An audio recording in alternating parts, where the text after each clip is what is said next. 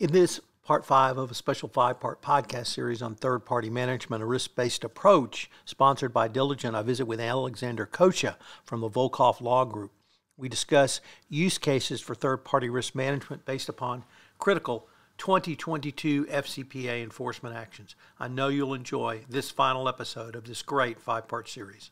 Hello, everyone. This is Tom Fox, back for our concluding part 5 of our 5-part exploration. Today, I'm thrilled to be joined by Alexander Cotoia from the Volkov Law Group. Alexander, first of all, welcome, and thank you so much for taking the time to visit with me today. Tom, it's a pleasure. As I've indicated to you before, I've been a loyal listener for many years, so it's surreal to be here. Thank you for inviting me. Could you tell us your professional background? Sure. The first part of my career, I spent about 10 and a half years in complex commercial litigation and insurance defense for a law firm here in New Mexico. And then around 2016, 2017, Virgin Galactic actually recruited me to be a part of their very small legal team. Their operations are based out of the spaceport in Truth or Consequences, New Mexico, which I understand is the largest area of unrestricted airspace in the country. So they operate out of there, and I was fortunate enough to get in on the ground level and kind of be a partner to general counsel in developing the overall compliance function. And what then are you up to these a couple days? of years ago, a couple of years ago, I got an invitation from Mike Volkov to kind of leverage my skills in a different context, and now I'm with the Volkov Law Group, where I handle a variety of matters related to third-party due diligence, sanctions, compliance, and export controls. Alexander, I've been in the anti-corruption compliance space since 2007, and the most clear, consistent fact has been when it comes to enforcement, third parties. Fully in 2022, 90% of all FCPA enforcement actions, over 90% involved third parties and getting companies into trouble. So I thought I wanted to ask you, what were maybe 3 of the cases that caught your eye from the past year that involved third parties, and what made them unique from your perspective? Yeah, so Tom, as you alluded to, I think it's really important to emphasize in 2022 an overwhelming majority of FCPA-related enforcement actions that were brought by the DOJ or SEC involved third-party intermediaries. So we're talking about an organization's agents, consultants, contractors, service providers, distributors, the whole gamut, other external parties on which an organization relies operationally. Now, that's in keeping, as you alluded to again, what we already know from a decade plus of collecting FCPA data, that the overwhelming majority of these enforcement actions involve third parties. So I think the 2022 data certainly underscores a need for organizations to reprioritize third-party risk management as a core compliance function. And I think sometimes there's a tendency to become complacent in that arena, but you really can't afford to be complacent, especially as we have a new emerging considerations respecting sanctions and export controls that have become core enforcement priorities of the federal government, as we saw recently with the relatively novel joint compliance note that was issued by the Departments of Justice, Treasury, and Commerce. So I think the first case I wanted to talk to you about today was the case of ABB Limited, which has the dubious distinction of being a repeat FCPA offender. In December of 2022, the DOJ announced a resolution with ABB Limited, which is a Switzerland-based company, but subject to the FCPA by virtue of being an issuer within the meaning of the bribery prohibitions.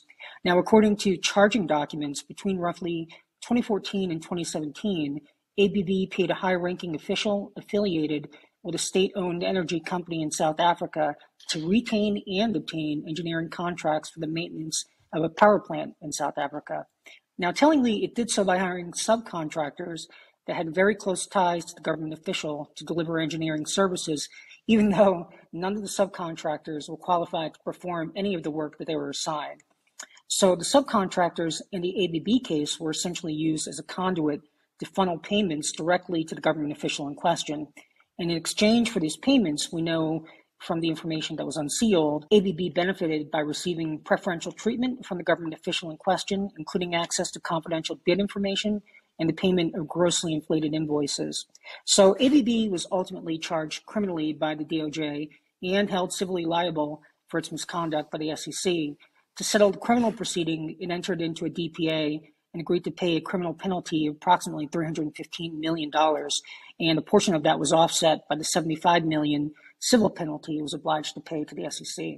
So how about, I know there was a case involving distributors, Oracle, and I was very intrigued that you selected that. So what about the Oracle matter and distributors really caught your eye? So the thing that really caught my eye with respect to the Oracle case, and again, we're talking about another repeat violator because I believe they were charged in an administrative proceeding by the SEC in 2012 for substantially identical conduct. And here they were using a scheme involving indirect resellers to pass along improper benefits to government officials.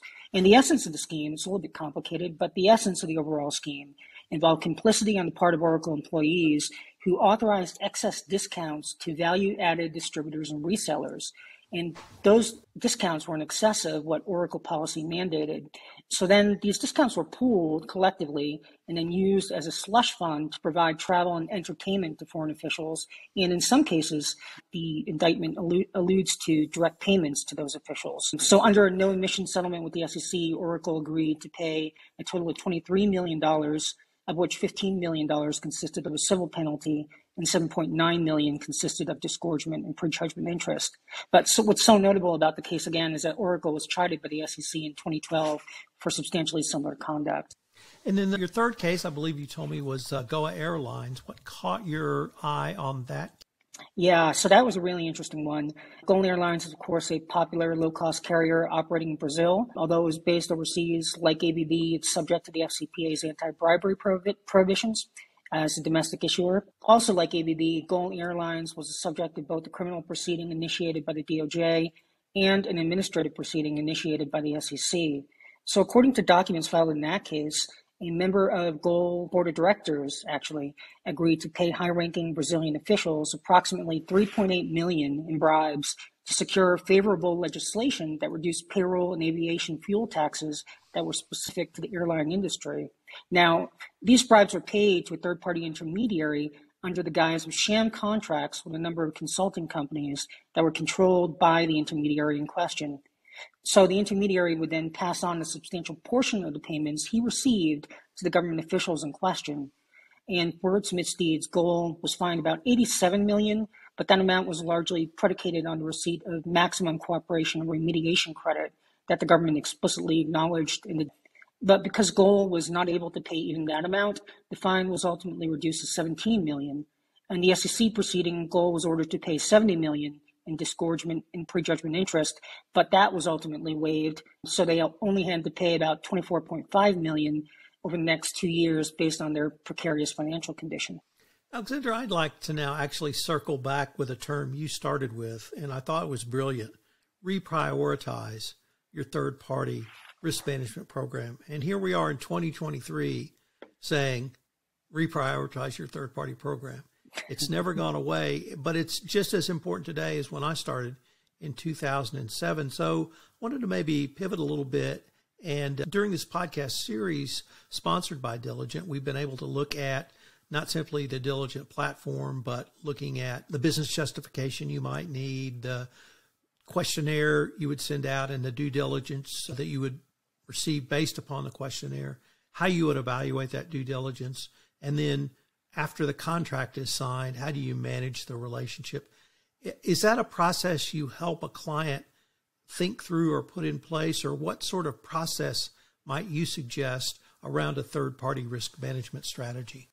Yeah, so Tom, I think looking holistically at the three enforcement actions that we just highlighted, I had three critical takeaways that kind of allude to what you just mentioned, which is reprioritizing risk management. And the first principle is you have to understand that third-party risk, especially as it pertains to anti-bribery and corruption concerns, is a universal constant. In other words, while the form of bribery and corruption schemes tends to morph over time, the essence of the underlying quid pro quo misconduct is the same. So anything that's really designed to improperly influence foreign government officials in their official capacity needs to be heavily scrutinized to see if it rises to the level of an FCPA violation. Second, look, voluntary disclosures and substantial cooperation work. Look no further than the Oracle case, where the government noted Oracle's cooperation and remediation efforts in the context of the SEC's cease and desist order, and this despite the fact that it had been charged with a very similar misconduct in the past. So avoid the temptation, which I know is very potent in legal circles, to obfuscate and deny when confronted with a potential FCPA violation.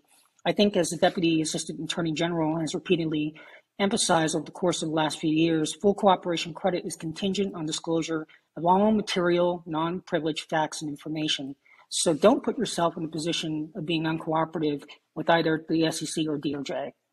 And finally, I think in this environment, you need to reassess the framework by which third parties are evaluated. We commonly refer to this in compliance circles as due diligence. I would encourage your listeners to revisit their frameworks for third-party risk management holistically and really hone in on the nature and quality of the information that's being collected. The critical question to ask from a functional perspective, is it adequate to objectively evaluate the totality of risks posed by a potential business partner to the organization? So many times, organizations, I think, adopt a one-size-fits-all approach to TPRM that is ineffective and not in keeping with DOJ guidance, by the way, which requires companies to adopt a risk-based approach. So really take this opportunity to gauge the effectiveness of your current TPRM practices. Alexander, unfortunately, we are near the end of our time for this episode. But before we leave, I wanted to ask you if our listeners wanted any more information on yourself, your practice, what would be the best place or places for them to go?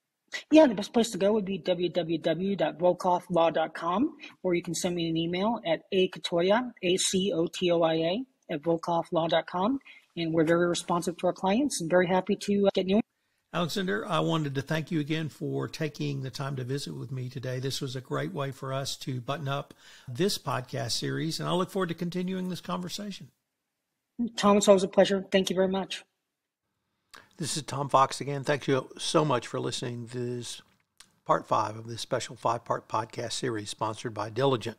If you or your company would like to have a special 5-part series about their products or services, please give me a shout. I'm available at tfox@tfoxlaw.com. This podcast series has been a special production of the Compliance Podcast Network.